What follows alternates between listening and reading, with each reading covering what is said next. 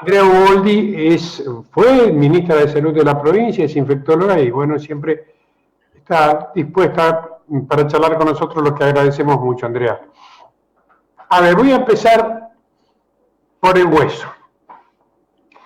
Por marzo del año pasado, Angela Merkel, que debemos considerar una persona lúcida en el mundo, dijo cuando había, no sé si 3 muertos en Alemania, dijo el 70% de la población se va a infectar. Y estamos hablando de otro virus que no era Manaus ni el proveniente esto de Inglaterra o de India o de otros virus. A lo que la primera pregunta es muy descabellado pensar que, no como una frase, sino literalmente, ¿todos nos vamos a infectar? Esa es la pregunta. Bueno, no es descabellado. En ese momento, digamos, nadie midió esta posibilidad de cambios del virus y esta posibilidad de no encontrar una solución tan rápida con antivirales o incluso con la propia vacuna más rápido, a pesar de lo rápido que se ha logrado con las vacunas, ¿no? Pero es verdad que es altamente probable que algunos de nosotros tengamos las infecciones sean asintomáticas y que quizá estemos ya infectados. Como también para este virus es difícil medir la respuesta de las defensas, porque uno puede haber tenido la infección y a veces no levanta estos anticuerpos, es muy difícil hacer un estudio, o los estudios globales que se hacen para ver cuánta gente realmente se infectó en cada lugar, digo, se hizo en Cava y se ha hecho en muchos países, siempre daban valores bajos. Así que en este sentido, creo que el mundo va entre lograr algunas personas sean infectadas y lograr rápidamente evitarle las infecciones, pero generarle protección a partir de vacunas. Así que creo que en esta carrera de tratar de lograr que todos estemos protegidos para por lo menos modificar la forma de presentación de la enfermedad, es decir, pasar a que esto sea un cuadro gripal o un cuadro de resfrío leve, me parece que ahí estamos. El gran tema es que esta meta de lograr la inmunidad de rebaño, que antes decíamos que necesitábamos el 60% de la población vacunada para lograr que aún aquellos que no se vacunaron estuvieran protegidos, se nos va corriendo esa meta porque estas variantes, esto que vos mencionabas, que ahora ya no se llaman más como Manaus y Reino Unido, sino que la Organización Mundial de la Salud, para evitar las estigmatizaciones de los lugares, le ha puesto nombres del alfabeto griego, alfa, beta, etcétera, nos modifican la contagiosidad. Y al modificar la contagiosidad y ser más contagiosas, Manaus y Reino Unido, de 60 ya en este momento estamos casi estimado en un 85% de nuestra población debería estar vacunada para evitar o para lograr inmunidad de rebaño. Y ahí tenemos un gran problema porque nos falta toda la población infantil que todavía no la podemos vacunar. Según mi información, probablemente mala, hoy ya en la ciudad de Santa Fe, cuando se llama al 0800 para detectar los que están contagiados, 1 de cada 3 fue vacunado. Según mi información, probablemente mala. ¿Qué quiero decir con esto? Que hay un relajamiento por parte de quienes se han vacunado, porque si 1 de cada 3 resulta que tiene síntomas leves, por suerte, los mismos dolores, le duele la garganta, son 3 o 4 días de mucha molestia, incomodidad y fiebre, pero sea de AstraZeneca, sea de Sputnik o sea de Sinopharm, con cualquiera de las 3 está ocurriendo lo mismo. Pregunta si usted advierte lo mismo.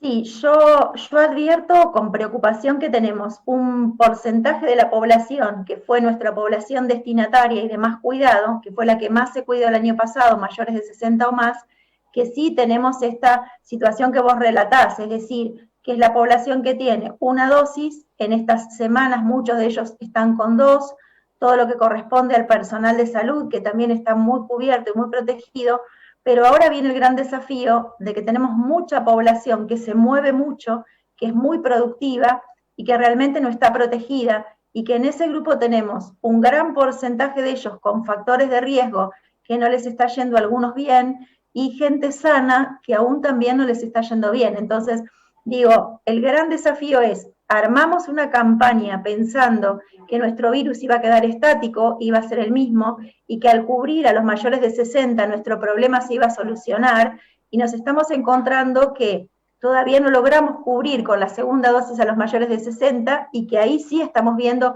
que la vacuna tiene un impacto importante, pero a la velocidad que vamos nos encontramos con esta disyuntiva que nos hace perder el eje, que es dejo de vacunar a los más grandes para empezar a cubrir a los más jóvenes, porque a ellos les está empezando a ir mal.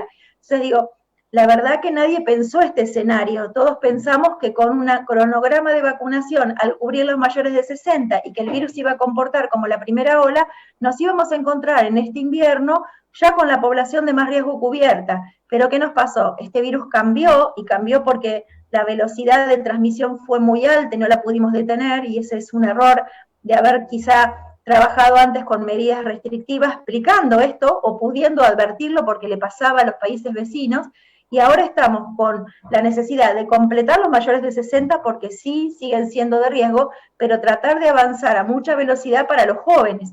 Entonces ahora me parece que el eje está puesto en los jóvenes, porque cuando vos hablás, las terapias intensivas tienen una edad promedio más baja, la población que está en terapia intensiva, el 90% no tiene ninguna vacuna o tuvo la vacuna hace 2 días, con lo cual no le funciona para ese momento de riesgo. Así que creo que ahora viene el gran desafío de poner realmente, si todas las dosis que nos dicen van a llegar a la provincia de Santa Fe, creo que ahora hay que hacer un esfuerzo increíble, porque digo, esta modificación de una dosis le cambia a mucha gente la posibilidad de complicaciones y también descomprime al sistema de salud si esa gente tiene una evolución diferente. De todas maneras, tal vez mi observación esté equivocada, pero creo que estos 9 días que prácticamente todo el país, o la mayor parte del país, trató de moverse menos. Ayer hablaba con Poletti del Hospital Cuyén y me decía hubo mucho menos accidentes de tránsito, claro. Lo que implica que, bueno, entonces la gente se movió menos, tomó menos, los borrachines anduvieron haciendo, como se decía antes, menos macanas, porque el alcohol a veces muchas veces trae accidentes, pero ¿a dónde apunto? La impresión es, esto no funcionó, y si miro lo que pasó con los festejos de Colón en Santa Fe, digo, tampoco hay conciencia. Entonces el objetivo que me plantea la especialista Andrea Uboldi, digo, es un deseo, porque según mis cálculos podemos vacunar junio, julio y agosto, y a lo mejor ahí sí se llegue a los que tengan enfermedades preexistentes, los grupos más peligrosos, pero el virus por ahora viene mutando, nos viene ganando, viene encontrando otra forma, nos traiciona, hacemos un plan y sale por otro lado. Entonces, no sé si alcanza con el 85, y con todo el respeto, porque esto es periodístico, no es como usted, ¿no? Y aparte con otra variante, no es la vacuna de la Sabin que la ponemos una sola vez, de la polio, o la vacuna, hasta le diría, de la gripe, que es para un grupo etario, es para todo el mundo. Es como, che muchachos, vamos a tener que convivir 6, 7, 8 años, no sé cuánto, con un virus y con un barbijo, porque los que se infectaron se volvieron a infectar, los vacunados se volvieron a infectar. Algo hay que a ver, yo sé que usted está preocupado y yo estoy asustado. Sí, me parece, bueno, como vos decís, la cuestión de la conciencia, la verdad que esto pasa en muchas entidades y hasta que vos no lo tenés cerca, y la verdad que digo, y esto lo referimos muchas veces, hay como un mundo en la vida diaria que va por un circuito y hay otro mundo en el transcurrir del sistema de salud que digamos que está estresado y preocupado, digo, y a mí me pasa todo el tiempo, gente que te llama diciendo, no encuentro cama, ¿no? Y digo, y uno cuando vive todo eso, no encuentro cama, o cuando alguien te llama y te dice, mira, sigue febril, empieza a desaturar, ¿qué hacemos? Digo, esto lo vivimos todos los que estamos en el sistema de salud.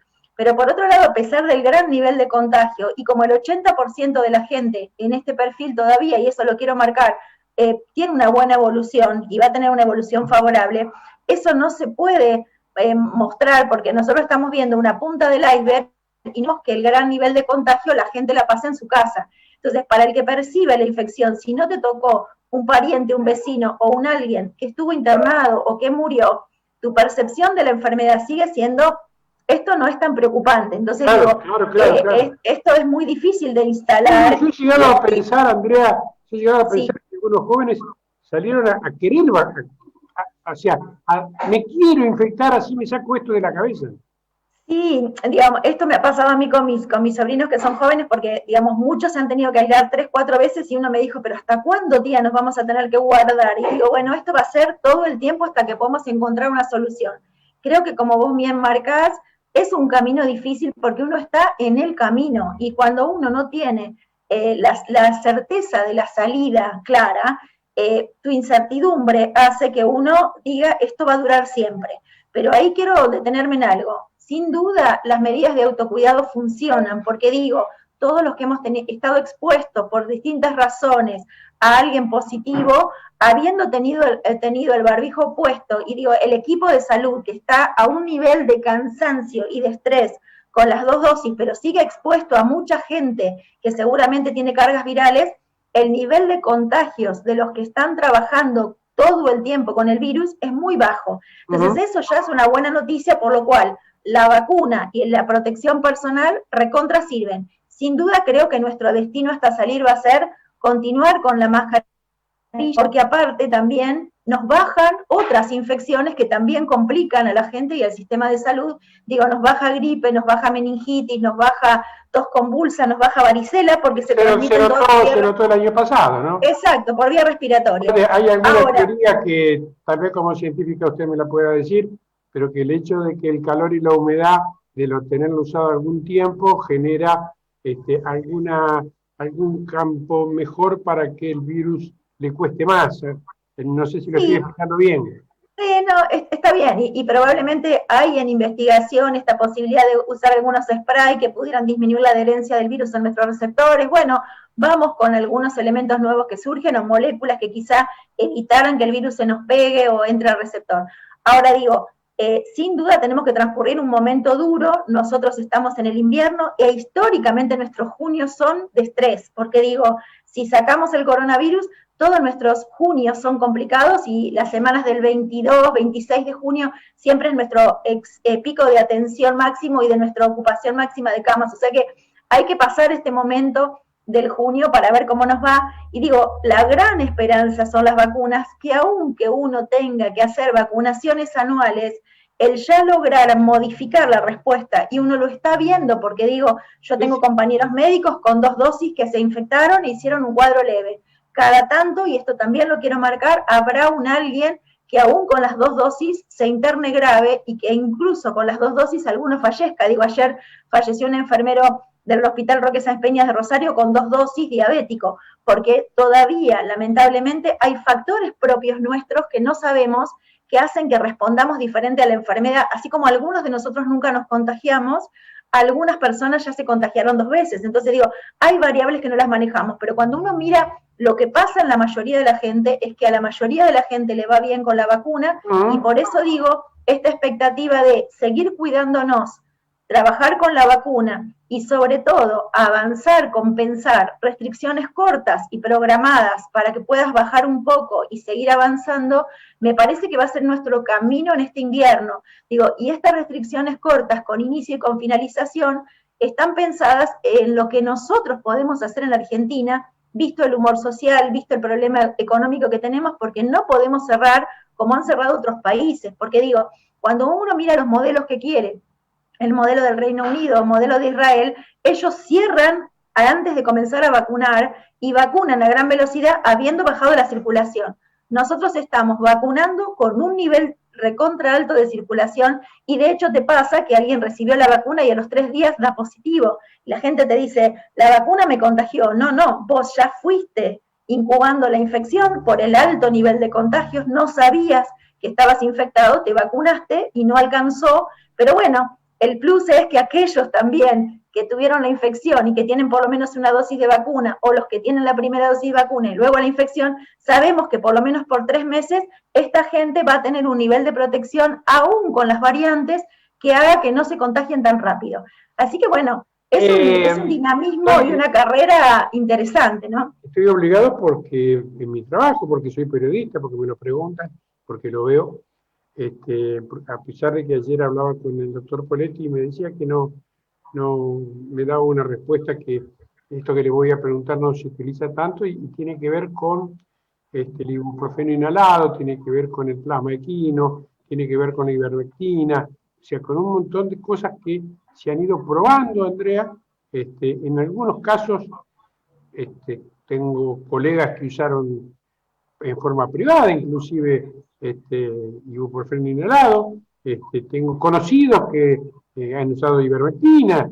Son cosas que dan vuelta, pero por la práctica de este tiempo y en función al cambio de cepa, esto está a disposición, se usa, se prefiere otro camino. Mira, el gran tema es que uno no ha encontrado algo que pudiera tener tanta evidencia fuerte, y cuando digo evidencias, estudios que respalden que realmente cambia el pronóstico. Y en ese sentido, todas las guías internacionales y nacionales te dejan solo 2 alternativas. Una es los corticoides, que ya no están discutidos, estaban muy discutidos en marzo del año pasado, pero ya no están discutidos, y en este momento a mi entender, están siendo la herramienta terapéutica más útil para evitar la internación.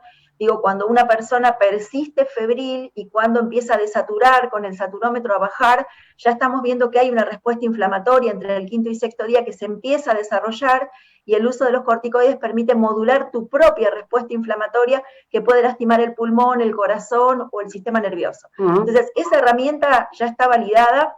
Hay una dosis estipulada que no es una dosis muy alta y nos está permitiendo que mucha gente que está en el límite no se interne. Y hay otra molécula, que es una droga que se llama tocilizumab, que es un anticuerpo monoclonal, que ha demostrado que reduce la mortalidad o el ingreso a respirador en pacientes que ya están en el 10º día con una insuficiencia ventilatoria muy cara.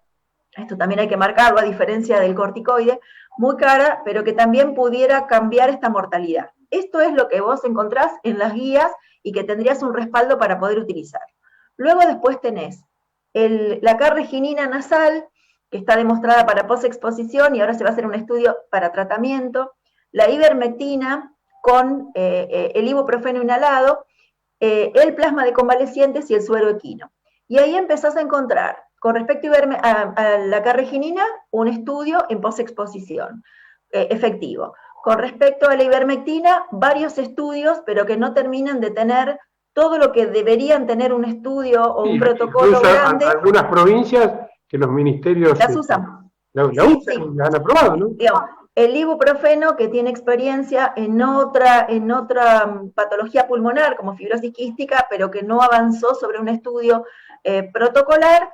El plasma, que se probó en mayores de 60 con comorbilidades, pero que hay que utilizarlo dentro de las 72 horas y no más del 5º día, y ahora te planteás, ese estudio que hizo Pollack, muy bueno, te planteás que tendrías que tener el diagnóstico precoz de una persona, tendrías que estar a las 72 horas de esa persona que probablemente no tenga complicaciones, internarlo para pasar plasma, pero el estudio de Pollack se probó en mayores de 60 no vacunados.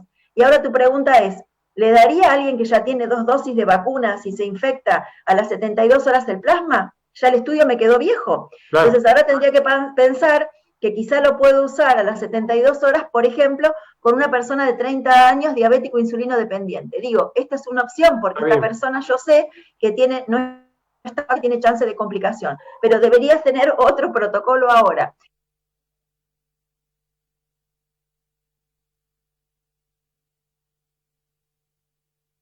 Sí, exacto.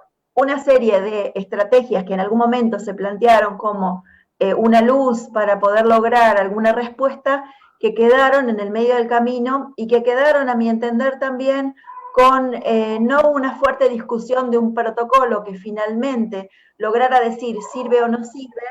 Me parece que eso nos lo debimos en Argentina, porque digo, la ivermectina, haber hecho un protocolo y decir, bueno, lo probamos, si no lastima, en forma de un multicéntrico, y cuando llegamos al resultado le decimos a los profesionales, no encontramos evidencia, o sí encontramos evidencia, y eso hubiera podido prolijar un poco lo que estamos viviendo, o ibuprofeno también, o decir, en determinadas circunstancias, no teniendo respirador, es una posibilidad porque no encontramos evidencia de que lastime. Digo, esto es lo que me parece que en esta pandemia demostró, que nosotros nos acostumbramos a mucho rigor científico, pero que en el avance de una situación tan crítica como esta, quizá algunas herramientas terapéuticas que no lastimaran, quizá pudieran haber sido aprobadas en el marco de protocolos regulados por un fuerte Ministerio de Salud con un área, digamos, de investigación potente que permitiera resguardar al ciudadano que lo recibe con un consentimiento informado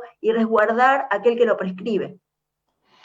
Dos preguntas finales más. Una, por lo que yo veo y que uno conoce, puedo decirte de gente que desde enero, que se contagió, jóvenes, perdieron el gusto y el olfato y todavía no lo recuperaron 5 meses después. Puedo decirte que he visto a gente que perdió 20 kilos y que realmente fue muy, muy duro. También puedo decirte que hay gente que repite las cosas que dice, o sea que como que se olvida que dijo algo hace 3 minutos antes y vuelve a repetirlo. Esto es, dentro de ustedes que estudian todo esto, ¿lo están advirtiendo con frecuencia o son casos muy aislados? No, hay todo un gran capítulo del COVID prolongado, o el long COVID, que algunos le llaman. Hay un capítulo del post-COVID, y la verdad que los mecanismos por los cuales funciona este virus, que bueno, en estas últimas horas han motivado el pensar cómo surgió, la verdad que te interpelan todos los días. Yo digo, encontramos gente que necesita ser anticoagulada porque los valores que le encontrás en sangre, aún habiendo terminado la infección, digo, me pasó con mi ex cuñada en esta semana, que tiene un dímero D altísimo, es decir, una variable que usamos para definir si hace falta anticoagular o no, y realmente ya lo pasó, y uno se pregunta si no se lo hubiera pedido, no me hubiera dado cuenta y quizá le hubiera ocurrido algo. Y digo, y empezamos a encontrar esto que vos decís, la prolongación en recuperar el gusto y el olfato, la pérdida de la memoria. Digo, mi ex cuñada me decía, me cuesta concentrarme y me parece que yo, que soy muy rápida, nos ha pasado con profesionales de la salud que no pueden prescribir una droga porque no recuerdan el nombre, nos ha pasado con gente con un cansancio excesivo que parece lo que vimos con otros virus como síndrome de fatiga crónica, es decir, estar crónicamente cansados. Así que bueno, esto pareciera ser que tenemos todo un capítulo del post-COVID que también está involucrado con trastornos cardíacos, que algunos han terminado luego con STEM. Digamos, la verdad que hay todo un capítulo que no termina, digo, y es por eso una gran pesadilla, no termina solo con padecerlo, sino que también es en el luego, en el después, aparecen eventos que la verdad que uno empieza a reportarlos en el curso de un nuevo virus. Así que creo, bueno, y de hecho en Santa Fe, Ariel Ballina, en el Cuyen, tiene todo un grupo de seguimiento de post-COVID que es muy interesante. La última pregunta tiene que ver con este aparatito que a lo mejor la gente no conoce, que uno se pone en el dedo y automáticamente... ¿Qué te traigo? ¿Querés? ¿Querés que lo hagamos? Lo tengo. Sí, cómo no, porque dale. Mucha gente a lo mejor lo puede adquirir, y que es una cosa muy sencilla que permite conocer la cantidad de oxígeno en sangre que tenemos, y que hoy en Mercado Libre o en alguna farmacia se puede conseguir, más de una familia, así como tiene un termómetro. La pregunta es, para la doctora Boldi, ¿es conveniente tenerlo como una nueva herramienta, como tenemos el termómetro? Bueno, Como interesante, lo que se encontró es que este aparatito que se llama oxímetro de pulso o saturómetro nos permite medir, digamos, o poder saber cómo está nuestro nivel de oxigenación. Esto, cuando yo era muy joven y no existía este aparatito, teníamos que sacarle sangre arterial, yo soy pediatra, los chicos muy chiquititos y había que pincharlos de arteria para ver la concentración de oxígeno en la arteria, y eso era terrible porque los pinchábamos a cada rato cuando estaban con una mascarita de oxígeno con bigotera. Ahora este aparatito nos permite esto. Entonces es interesante saber que hay que elegir un dedo en el que lo voy a utilizar, que no tengo que tener la uña pintada, que el dedo tiene que estar bastante calentito, y que yo, al colocarlo entre las dos paredes, aprieto para ver cuánto es el nivel de oxígeno que tiene mi dedo. Tengo que dejarlo estabilizar. Tiene 95 y 77, Exacto. 78, 79, 80. Entonces, porque está nerviosa porque está hablando conmigo, por eso. No, porque no estoy entrenada y no soy deportista.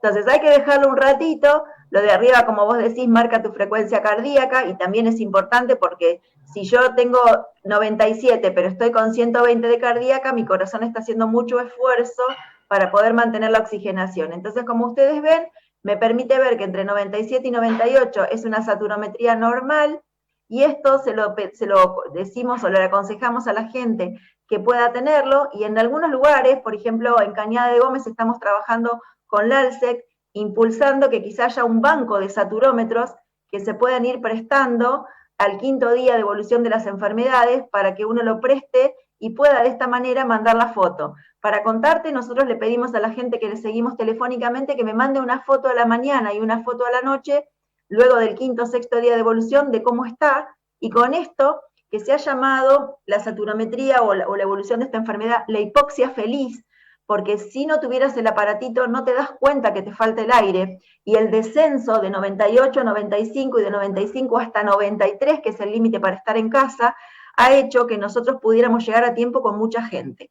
Así que antes no aconsejábamos este tema de la saturometría, pero en este contexto es muy interesante este aparatito y nos ha permitido colocar los corticoides en forma precoz, algunos que comenzaban ya a desaturar o que seguían febriles, y quizá les evitamos una placa y una internación. Voy a cerrar periodísticamente más que científicamente la nota.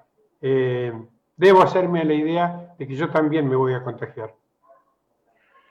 No lo sé, yo no me contagié, ya tengo hace 7 días la segunda dosis de la vacuna, pero digo, hay cuestiones propias de cada uno de nosotros que hacen que no nos contagiemos. Así que a mí me parece, y vuelvo a marcar, que la estrategia del autocuidado y la adecuada ventilación, el uso permanente del barbijo nos protege mucho, y si al principio dudábamos de esto, la verdad que muchos lo comprobamos en lo diario, que aún con gente positiva al lado nuestro, sentada, si nosotros tenemos el cubrebocas y el compañero también lo tiene, no es tan fácil contagiarse, y que seguramente las posibilidades de contagio radican en algunos descuidos que tenemos, o en no tener tan incorporado la importancia de la ventilación y del cuidado. Así que creo que algunos de nosotros vamos a atravesar este momento de pandemia sin haber tenido síntomas de la enfermedad. Quizá lo tuvimos y no nos dimos cuenta, o quizá tenemos algunos mecanismos de defensa de otros virus que hemos tenido que cruzan y que nos hacen esta barrera de protección para no manifestar síntomas. Gracias como siempre, doctora. Bueno, un placer.